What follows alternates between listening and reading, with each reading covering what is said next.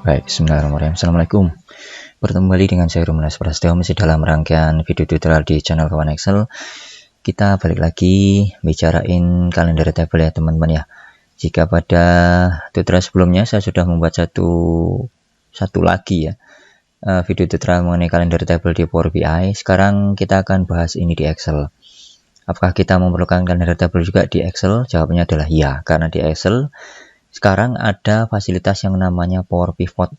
Jadi kalau teman-teman punya file Excel seperti ini, teman-teman bisa klik pada Power Pivot dan di sana kita bisa memanfaatkan analytical function dengan menggunakan DAX ya.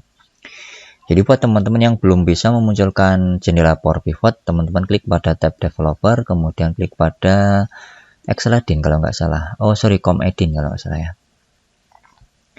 Di com Add-in, saya klik pada Developer, kemudian com Add-in. Saya centang pada Microsoft Power Pivot sini ya. For Excel saya klik OK, nanti akan muncul ininya tab Power Pivot. Masalahnya gimana teman-teman yang belum mempunyai tab developer, bisa klik pada file, kemudian klik pada option ya, sini di bawah. Kemudian klik pada add-ins di sini. Ya, double klik pada add-in, kemudian pilih pada Microsoft Power Pivot. Sini pilih saja pada com add-ins ya. Kemudian klik go. Nah, nanti teman-teman bisa memilih pada Microsoft Power Pivot di sini dicentang, kemudian diklik OK. Nanti teman-teman akan mendapati ada tambahan satu tab di sini dengan nama Power Pivot. Oke, sekarang apa hubungannya kalender table dengan Power Pivot? Jadi buat teman-teman yang sudah sering main di pivot table, teman-teman bisa menuliskan formula dengan menggunakan DAX di pivot table-nya. Dan tentunya seiring waktu berjalan teman-teman akan banyak mengenal beberapa function atau rumus di pivot table yang sering disebut dengan di Power Pivot ya. Jika di Excel biasa, teman-teman bisa melihat pada formula di sini ada banyak sekali formula yang bisa kita manfaatkan, mulai dari lookup, mulai dari date time dan lain sebagainya ya. Jadi jika kita memanfaatkan si pivot table, kita bisa menuliskan formula untuk kita olah data di pivot table tersebut dengan memanfaatkan Power Pivot di sini ya.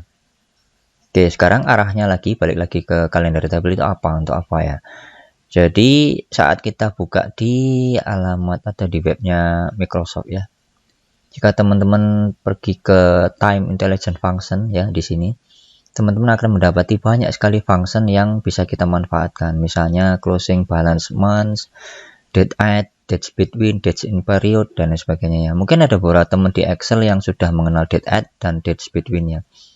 Ini ada dates month to date itu dari tanggal 1 sampai tanggal sekarang, tanggal berapa di bulan tersebut ya. Misalnya sekarang tanggal 8, berarti dia akan mentotal dari tanggal 1 sampai 8. Jika besok berganti tanggal, dia akan mentotal juga dari tanggal 1 sampai tanggal besoknya. Jadi otomatis ya, nggak perlu merubah. Ada end of month, ada end of year, dan lain seterusnya. Banyak sekali yang bisa teman-teman pelajari di sini. Silahkan nanti dibuka-buka ya, dipelajari satu persatu jika memang ada waktu. Dan dari keseluruhan function yang ada di sini, itu memang di sini tidak disebutkan ya. DAX atau Data Analysis Expression includes time intelligence function that enable you to manipulate data using time period. Jadi intinya DAX dengan time intelligence function ini memungkinkan kita untuk memanipulasi data dengan berdasarkan pada data waktu ya, atau period di sini. Including days ya, termasuk hari, bulan, quarter atau TW ya, kemudian tahun, kemudian membangun then build and compare calculation over this period. Jadi kita bisa membangun satu perhitungan atau kalkulasi, kemudian membandingkan dengan dasar period-period tersebut atau durasi-durasi waktu tersebut. Nah, syarat yang harus kita penuhi, kita harus mempunyai satu tabel yang terisi tanggal. Itu yang pertama. Yang kedua adalah tanggal tersebut harus terurut, tidak boleh loncat ya. Misalnya tanggal 1, 2, 3 dan seterusnya. Tidak boleh loncat dari tanggal 1 kemudian langsung tanggal 7, kemudian langsung tanggal 8 berdasarkan transaksi ya. Agak sedikit membingungkan mungkin bagi yang baru kenal DAX, tapi nggak masalah, ikuti saja dulu. Yang penting nanti saat teman-teman membutuhkan time intelligence function di sini, teman-teman syarat utamanya harus punya tabel kalender. Jika kemarin kita sudah membuat di tutorial saya sebelum membuat kalender di Power BI ya, Buat yang belum menonton silahkan klik saja channel saya, kemudian klik saja pada video tutorial saya yang kemarin membuat tabel dari Power BI, dan sekarang kita akan buat tabel tersebut di Excel. Kurang lebih caranya adalah sama. Kita perlu satu tabel di sini. Anggap saja di sini adalah start date ya. Kemudian di sini kita kasih end date. Boleh seperti ini, boleh end date-nya diisi di Power Query ya. Karena di Excel mengcover untuk kita membuat end date di sini ya. Start date kita buat saja misalnya tanggal 1 bulan 1. Tanggal 1 bulan 1 tahun 2020 ya. Seperti ini. Kemudian kita kasih untuk end date-nya. Kita buat di sini aja ya end date-nya ya. Kalau kemarin di Power BI kita buat di Power Query, kita buat di sini aja end date-nya, end date. Date. Kemudian kita isi dengan integer atau jika teman-teman bingung saya tulis saja dulu di sini now ya. Now tutup kurung seperti ini. Kita akan mendapati tanggal sekarang plus jamnya sekarang saat saya merekam ini ya. Tanggal 8 Januari 2023 jam 10.51. Saya tidak ingin mendapatkan jamnya, saya hanya ingin mendapatkan tanggalnya, makanya di sini saya bungkus dengan function in atau integer ya. Integer now. Tutup kurung tekan enter. Saya hanya akan mendapati jamnya saja, tanggalnya saja. Ini saya format home, kemudian saya pilih pada ini adalah date atau saya klik kanan aja lah, klik kanan, format cell, saya pilih pada date. Saya pilih yang ini, ada tanggal bulan tahun. Oke. Ini saya copy saja formatnya, saya taruh juga di sini. Oke, sudah sama ya 1 Januari 2020 sampai sekarang. Jadi nanti harapannya kita akan punya tanggal yang terurut dari tanggal 1 Januari 2020 sampai tanggal sekarang kapanpun kita membuka file Excel ini.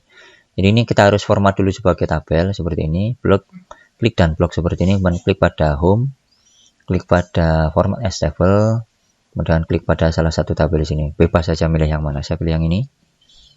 Saya centang untuk table header. Oke, sudah berbentuk tabel ini kita ya. Tandanya saat saya klik pada tabel salah satu bagiannya akan muncul tab tabel desain ya. Ini saya hilangkan saja untuk garis-garisnya, grid lainnya saya hilangkan ya seperti ini. Kemudian ini kita kirim ke si Power Query ya. Jadi klik pada tabelnya, kemudian klik pada tab data, klik pada get data, kemudian pilih pada from table or range, atau kita bisa klik pada icon yang ada di sini, from table atau range. Oke, kita tunggu sebentar sampai jendela Power Query-nya terbuka.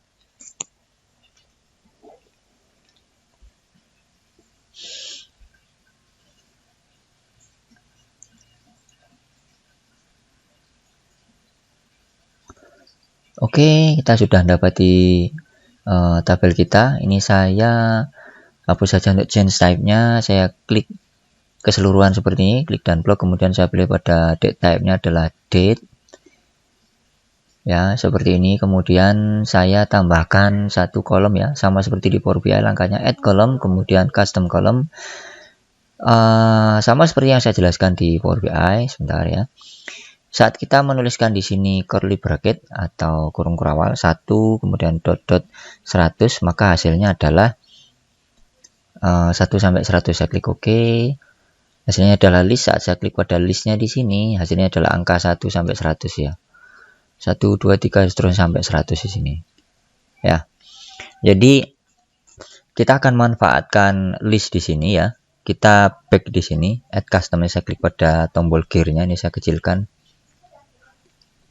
sedikit ya. Saya klik pada tombol gear-nya di sini. Kemudian saya harus mengganti untuk ininya ya. Satu ini saya ganti dengan tanggal start date, kemudian 100 ini saya ganti dengan end date. Jadi nanti harapannya di listnya di sini bukan lagi angka, tetapi kita punya satu ini ya, tanggal ya setelah kita convert nantinya.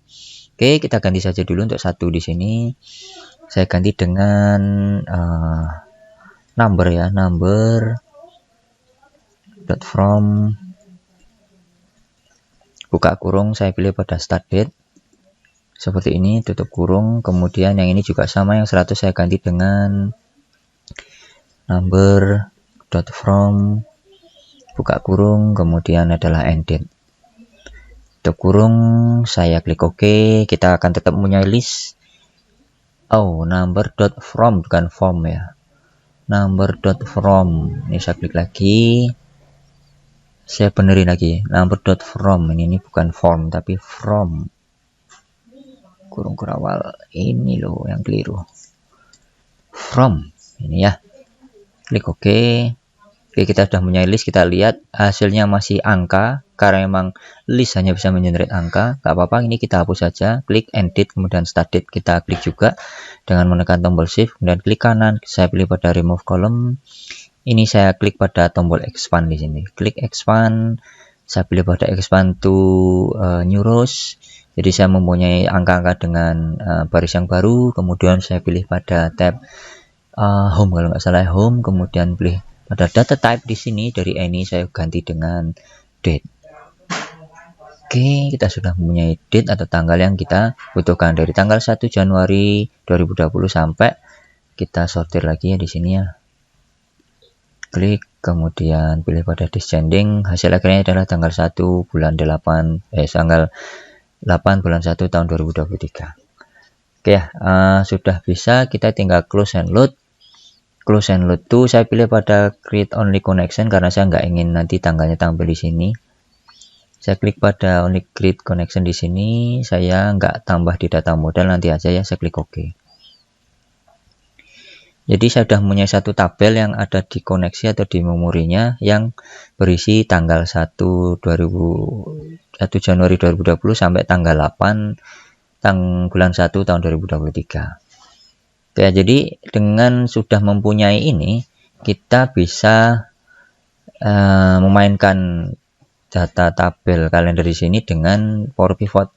Caranya dengan klik kanan, kemudian load to, kita lempar dia ke Power Pivotnya dengan cara mencentang add this data to data model. Saya klik OK.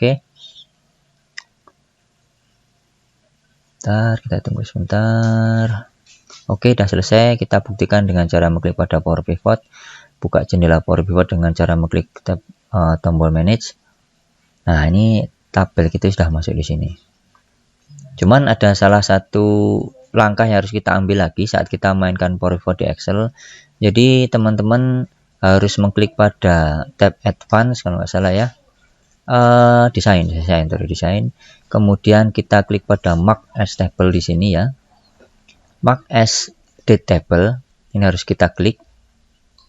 Tabelnya, kolomnya adalah kolom custom, kita pastikan nama kolomnya sama atau yang kita tuju dengan yang berisi tanggal, kita klik OK. Ya, jadi kita sudah mempunyai satu tabel yang diperlakukan sebagai kalender table di Excel. Jadi kita bisa memainkan kalender ini nanti pada koneksi kita ya di sini di diagram view. Nah, ini nanti bisa kita ganti custom ini dengan nama tanggal atau apa, terus nanti kita hubungkan atau kita relasikan dengan tabel yang akan kita olah. Tentunya dengan menggunakan time intelligence yang ada di sini ya. Oke, di sini tadi. Oh, mana tadi? Nah, di sini. Kita bisa memakai year to date, next day, next month, next year. Jadi kita bisa tahu apa-apa yang akan kita mainkan di time intelligence dengan memanfaatkan DAX serta kalender table. Kita bisa tahu untuk start awal bulan ini kita dapat berapa, kemudian same period last year. Jadi tanggal sekarang atau periode sekarang jika kita bandingkan dengan tahun lalu itu dapatnya berapa, itu gampang sekali setelah kita menggunakan DAX dan kalender table. Oke ya, demikian teman-teman ya. Mudah-mudahan penjelasan tentang kalender table di Excel ini bisa dipahami. Mungkin nggak ada atau belum ada sedikit contoh ya. Karena memang jika saya bahas di sini akan lama video tutorialnya, jadi nanti akan saya bahas di tutorial yang lain bagaimana memanfaatkan kalender table di Excel. Mungkin dengan contoh-contoh salah satu atau beberapa function yang ada di sini ya. Oke, teman-teman, mudah-mudahan bisa dipahami tutorial ini buat rekan-rekan yang baru belajar DAX. Ini mungkin jadi satu masukan buat teman-teman yang belum paham mengenai DAX ya, silahkan saja untuk membuka di websitenya Microsoft di sini ya. Teman-teman bisa klik pada ininya aja googling aja Microsoft DAX Learn gitu aja, nanti ini ganti aja learn gini. Microsoft Dark Learning seperti ini, nanti akan banyak sekali resource yang teman-teman temukan di sana ya. Dari kita overview-nya sampai mempelajarinya sampai kita main di query-nya nanti ya, yang terhubung dengan SQL dan lain sebagainya. Oke, teman-teman silahkan belajar, silahkan browsing, tetap semangat belajar Excel maupun DAX maupun Power BI. Insya Allah nanti akan bermanfaat buat pekerjaan kita. Terima kasih. Sampai ketemu teman-teman di tutorial berikutnya. Assalamualaikum warahmatullahi wabarakatuh.